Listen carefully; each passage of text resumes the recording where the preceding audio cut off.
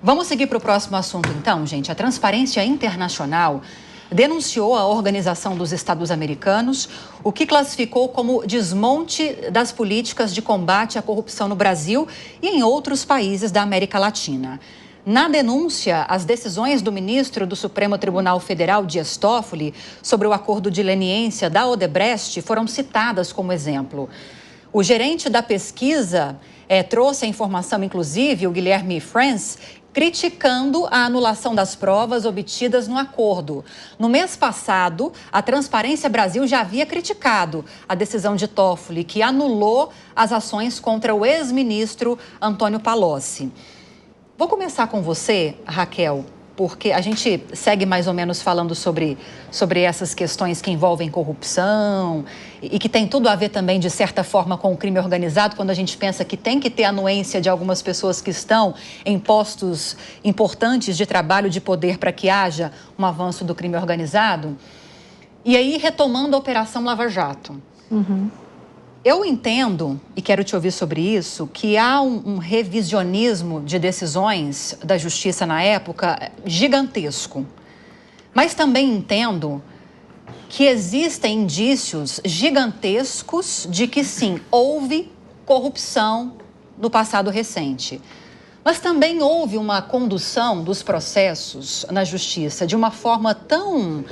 não vou usar aqui a palavra equivocada, mas tão confusa e com alguns toques de irregularidades, que talvez isso não justificaria o revisionismo por partes ou em partes, como a gente tem agora?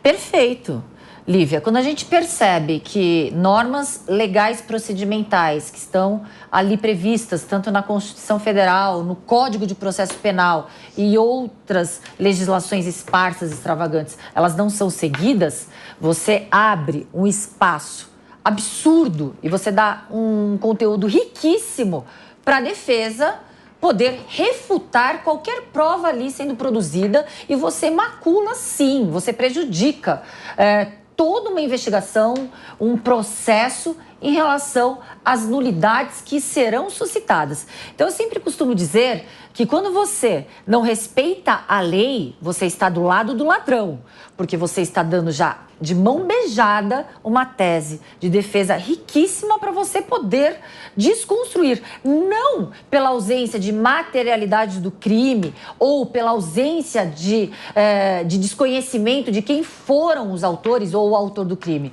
mas justamente porque dentro do Estado Democrático de Direito você deve seguir os preceitos e mandamentos legais para que você tenha ali investigações, denúncias, processos, condenações, de forma a estar sendo balizada pelo Estado Democrático, num sustentáculo de uma democracia que rege a nossa... que deveria reger o nosso sistema de justiça. Mas inovações jurisprudenciais, nós estamos falando, traduzindo, num sistema de justiça aqui, que nós temos que respeitar de forma irrestrita a lei. Nós não estamos falando num sistema de common law que é operado nos Estados Unidos, em que as jurisprudências rápidas e flutuantes norteiam decisões e ali elas não são passíveis de questionamento, porque é outro sistema de justiça. Aqui, nosso sistema de justiça é o civil law. Você deve seguir a lei, você deve seguir o que está na Constituição. Claro que há margem para uma interpretação ali, tanto que não temos aquele crime de hermenêutica, o juiz, o julgador, ele tem uma margem de interpretação, porém essa margem de interpretação deve ser baseada na lei. Resumindo, quando você não segue os preceitos legais, qualquer um daqueles que faz parte do sistema de justiça, vai prejudicar sim.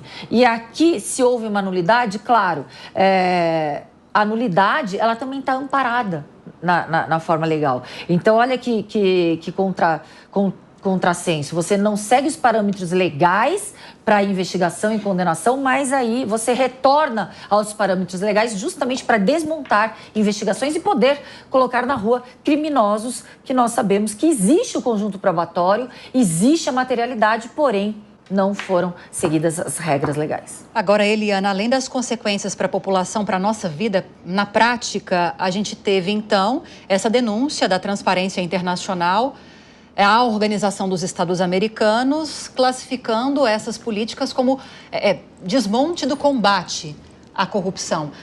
O que isso pode significar? Que tipo de consequência? Ou é só no campo mais simbólico? Esse tipo de denúncia, claro. Eu sei. Consequência prática para a vida de todo mundo. Eu só estou te olhando para ver se eu posso falar o que pode significar. Olha, nada. Eu não... Ah, tá. Eu já ia falar, não sei o que a Eliana vai falar. Não me peça permissão, porque eu não posso garantir nada. Nada. Do ponto de vista, apesar da aula da minha querida Raquel... Aprendi com a doutora Eliana Passarello. Eu sou fã. Não é nada disso. Gente, não é mentira, não. Não é mentira. O que eu quero dizer é o seguinte, que não vai significar absolutamente nada.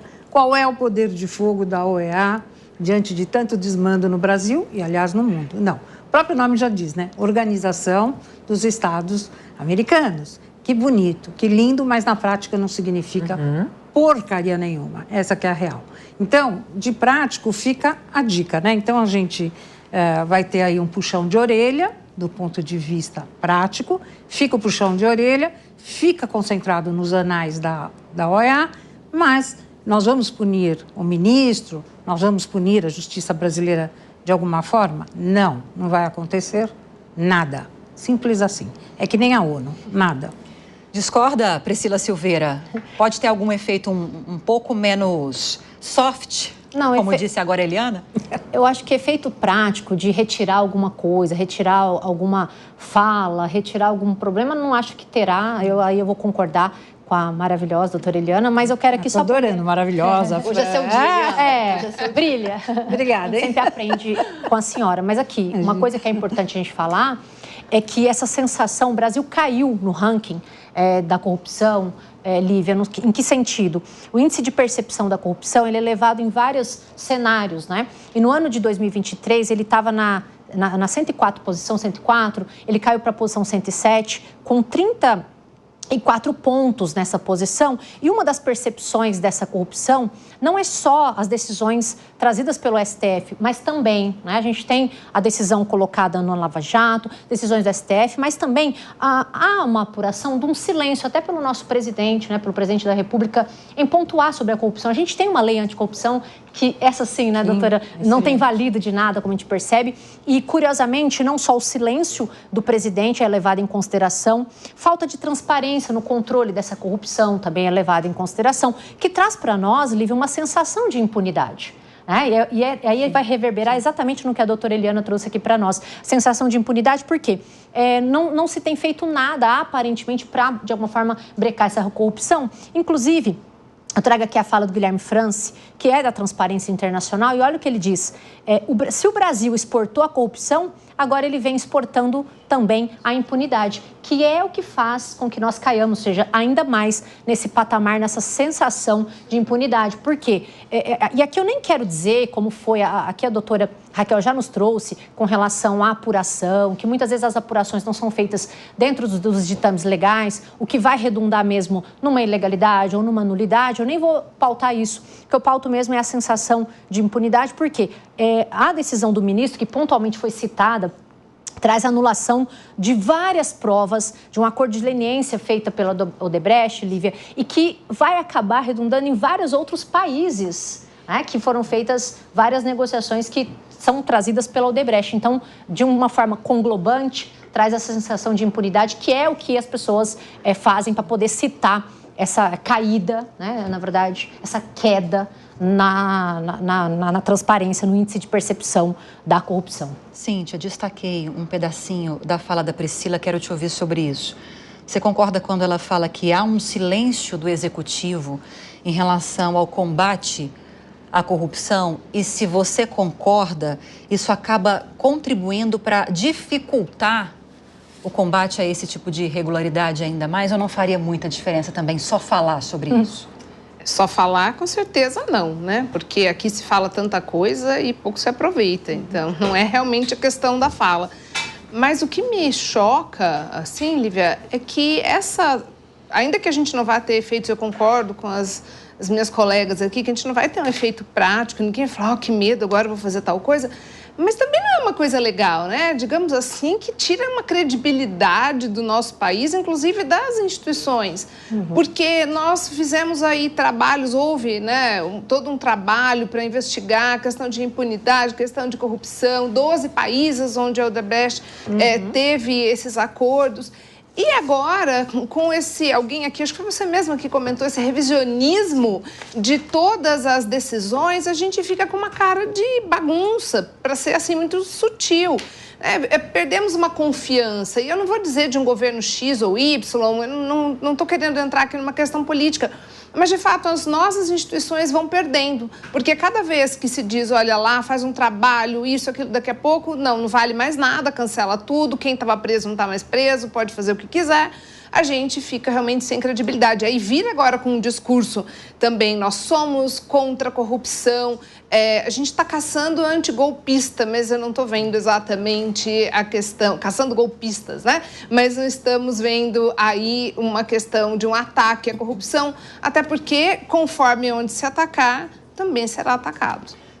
Nem por parte, a gente está falando aqui do governo, Raquel, mas nem por parte do Congresso Nacional, ou pelo menos, se é que está havendo alguma movimentação intensa em relação ao combate à corrupção, não estão jogando luz sobre ela, porque eu não saberia citar aqui agora.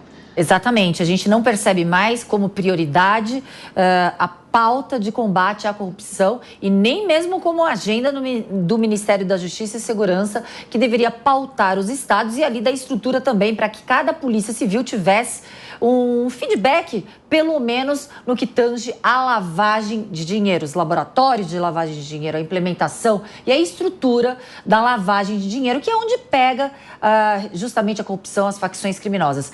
E o que eu quero fazer é um paralelo.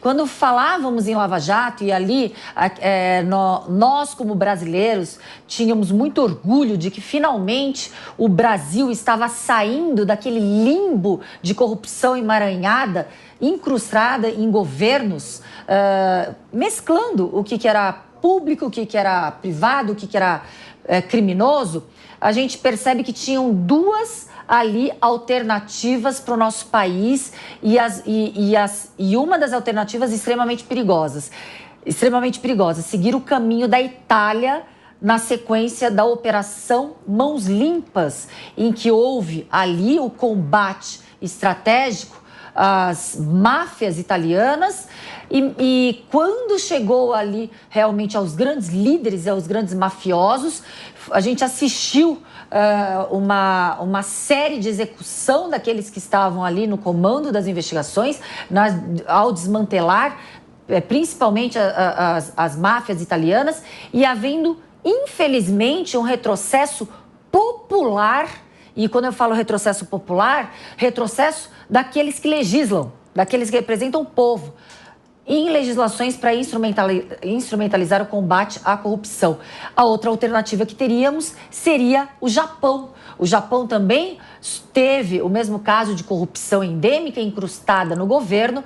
Os próprios governantes acusados se mataram e tivemos legislação mais dura. Então, o nosso país, infelizmente, seguiu os passos da Itália.